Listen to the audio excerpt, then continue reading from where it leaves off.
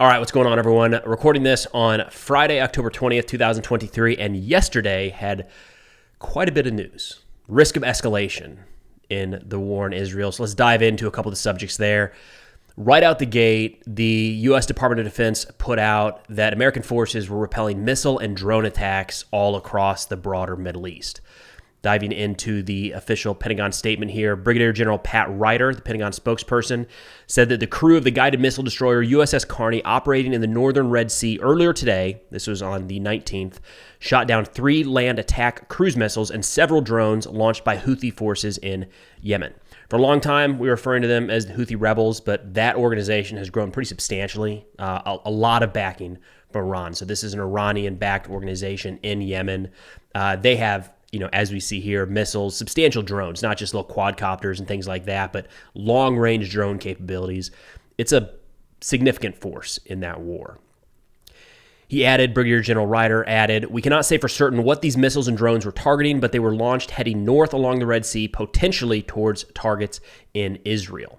He continued, saying the Al-Tanf garrison, this is in Syria, was targeted by 2 drones on October 18th, saying U.S. and coalition forces engaged 1 drone and destroyed it, while the other drone impacted the base, resulting in minor injuries to coalition forces, adding that the injured were able to shortly return to duty. In Iraq, they say that early warning systems indicated a possible threat at the Al-Assad air base, although nothing materialized there. And then in northern Iraq, not giving an actual location or a base, they say U.S. forces engaged and destroyed a drone, resulting in no injuries or damage. So it kind of went from 0 to 60 pretty quickly there. And this is largely what a lot of people believed would look like in terms of Iranian escalation in this conflict. So again, Iran has proxy forces all across the Middle East. The Houthis, of course, heavily backed by Iran. So there's a couple of reasons why Iran might be pursuing this general path of escalation. The one that I think is going to be in the news here in the next couple of days that I think is not accurate, and then I'll get into what I think the real reason might be. But the first reason is that they might be trying to tie down American forces in the Middle East, right? Make it to where we don't have the ability, we're too distracted trying to protect our own to lend any sort of real assistance to Israel. Remember, over the last couple of days, news has come out that the U.S. has at least had the initial conversations of conducting military strikes against Hezbollah targets should they kick off an actual war with Israel. Now, I don't really think that's correct. We have a big military. We've got a lot of resources all around the world. Protecting a base in Syria from drone and missile attacks is not going to prevent the U.S. military from carrying out pretty significant strikes against Hezbollah if the need arises. Right? So the quantity of forces needed, the quantity of the attacks needed to truly bog down the United States in the Middle East, I don't think we have the forces there right now to be bogged down, if you will, right? We've still got so many other resources spanning the globe. Now, my personal opinion as to what the Iranian end state here might be is the idea that they're able to inflict enough casualties on American forces that might prompt the American public to say, what are we doing there? Why do we have troops in Iraq and Syria in harm's way? Now, the gamble is that doing that, Iranian-backed militias killing Americans at some point in the future, could prompt the American public and the American government to say enough's enough, gloves off, we're going to war with Iran. We're cutting this out at the source. I think the Iranian gamble here is that the war in Iraq is fresh enough, and the war in Afghanistan, frankly, is fresh enough in the American memory that we're not going to be chomping at the bit to send 100, 200,000 troops to a new war in the Middle East.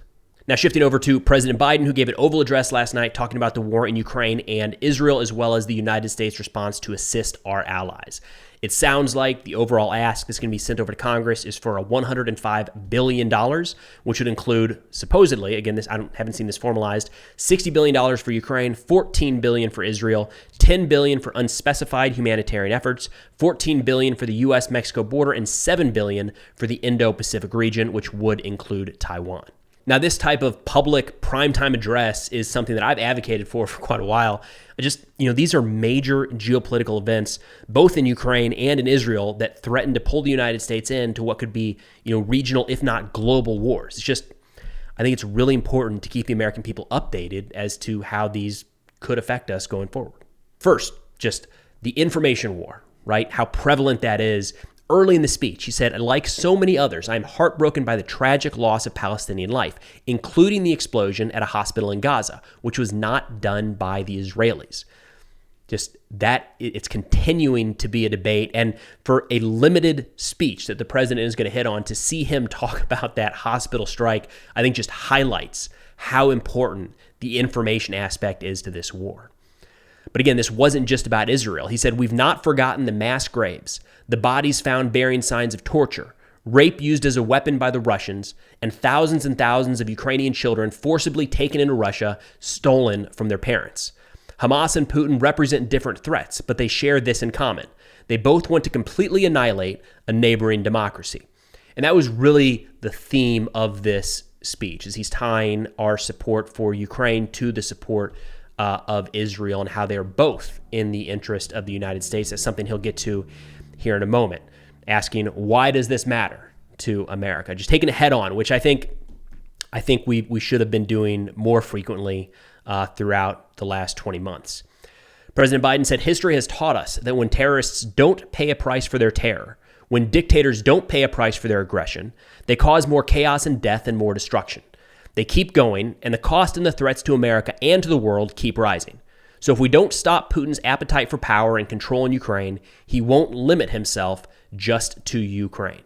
So it's kind of the idea that if we're able to stop Putin in his tracks, then he's unlikely to push further. But if we give him even an inch, then you're having to convince yourself why that inch is going to be enough and he's not going to pursue anything in the future. And, kind of a gamble. The president continued saying American alliances are what keep us, America, safe. American values are what make us a partner that other nations want to work with. To put all of that at risk, if we walk away from Ukraine, if we turn our backs on Israel, it's just not worth it.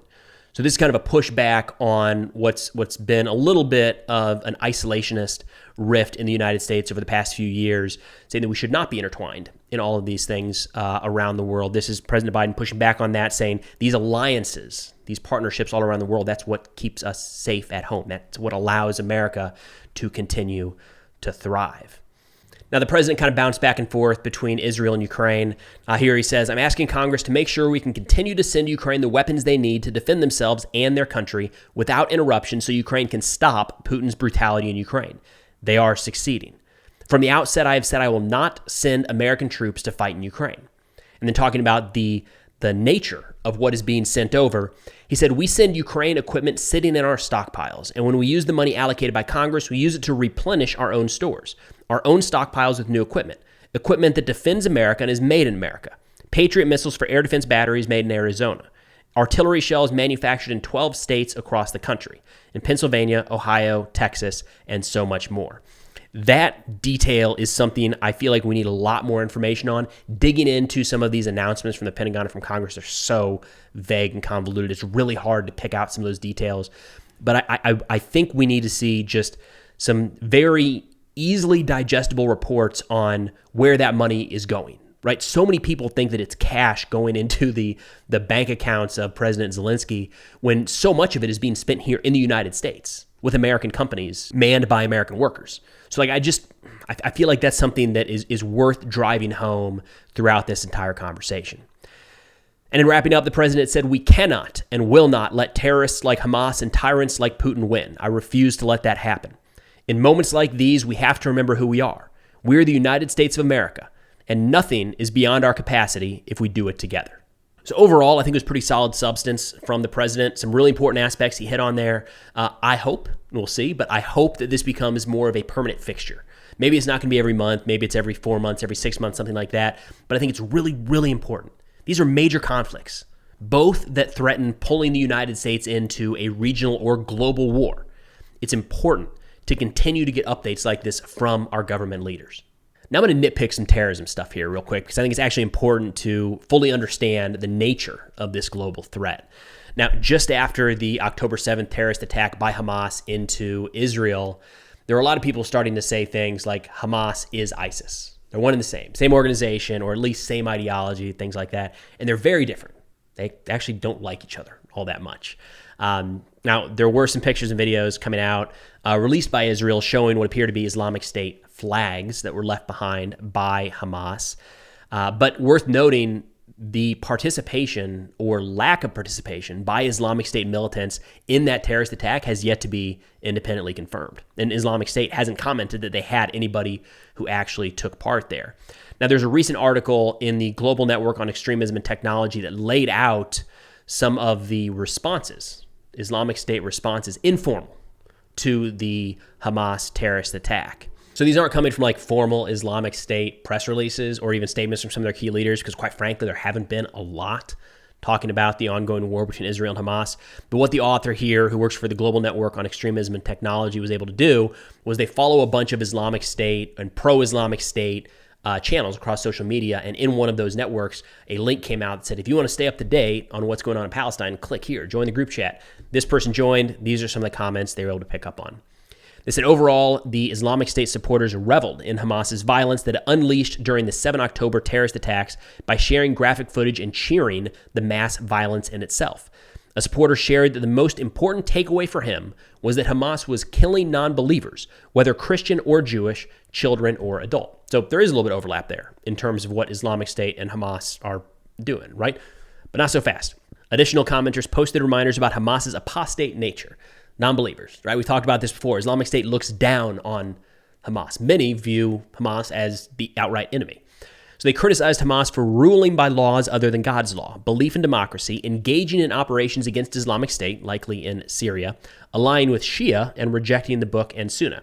That align with Shia is interesting because I feel like during the war in Iraq, we were so hyper-focused on the Sunni-Shia divide and how that dictated everything, and it just doesn't exactly work here, right? So Islamic State, Sunni, Hamas, Sunni, Iran, Shia.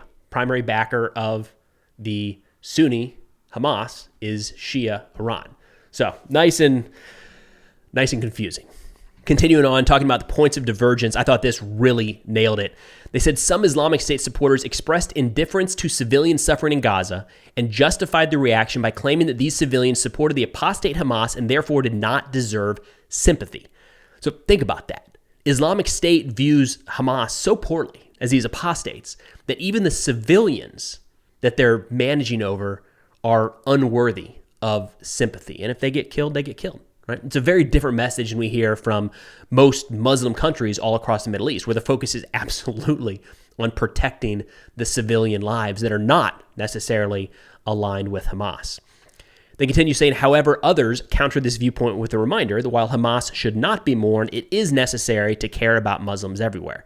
That last piece, I think, is where you're going to see some of the leadership in Islamic State and Al-Qaeda and other global networks start to key in on, right? It's a big recruiting pitch for terrorist organizations the world over to not focus on Hamas. They might back them in some way, shape, or form, but focusing on the suffering of the innocent civilians is going to be a propaganda point. It's going to be a recruiting tool.